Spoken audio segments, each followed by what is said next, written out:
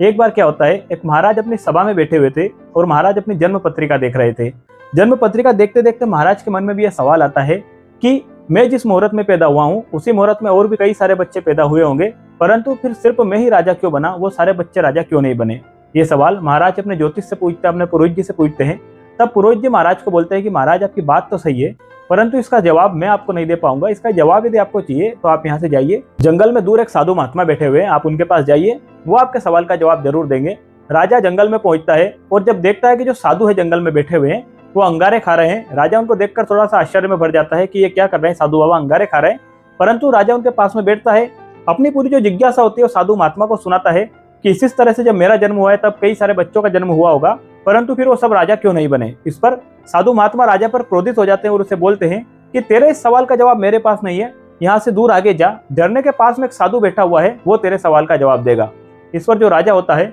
वो वहां से उठता है और आगे बढ़ जाता है और झरने के पास में जो साधु महात्मा बैठे हुए थे उनके पास में जाते हैं। जब उनके पास में जाते हैं तो राजा जी देखते हैं कि जो साधु महात्मा है झरने के पास वाले, वो अपना ही मांस नोच कर खा रहे हैं। राजा ये देखकर बड़े आश्चर्य में थे कि पहले वाले बाबा जी अंगारे खा रहे थे, अब जंगल में दूसरे मिले अपना ही मांस नोच कर खा रहे हैं। परंतु राजा ने फिर उनसे अपनी जिज्ञासा प्रकट की। तब जो दूसरे साधु महात्मा थे उन्होंने राजा को कहा कि देखो राजन, तुम्हारे सवाल का जवाब मेरे पास नहीं है, यहाँ पास में एक गाँव है, आप जल्दी जाइए, वहां भी कुछ ही समय बाद में एक लड़के का जन्म हुआ है और जन्म के तुरंत बाद ही वह लड़का मरने वाला है, आप जल्दी पहुंच जाइए और वह लड़का आपके सवाल का जवाब जरूर देगा। राजा तुरंत घोड़े पर सवार होता है और उस गांव में पहुंच जाता है। जब गांव में पहुंचते हैं तो देखते हैं कि एक लड़का है जिसका अभी जन्म हुआ है, आसपास वैद्य खड़े हुए हैं, उसके परिवारजन खड़े हुए हैं और उसकी तबीयत खराब हो रही है, बस कुछ ही समय में वो प्राण त्यागने वाला है। राजा उस बच्चे के पास में जाते हैं और उस बच्चे से पूछते हैं कि आप ही मुझे बताइए कि ऐसा क्यों है कि एक ही समय पर जन्म लेने वाले बच्चों का कर्म अलग अलग होता है, उनके सबके भाग्य अलग अलग होते हैं। तब वह बच्चा जो होता है वह राजा को बताता है कि देखो राजन, ऐसा है कि पहले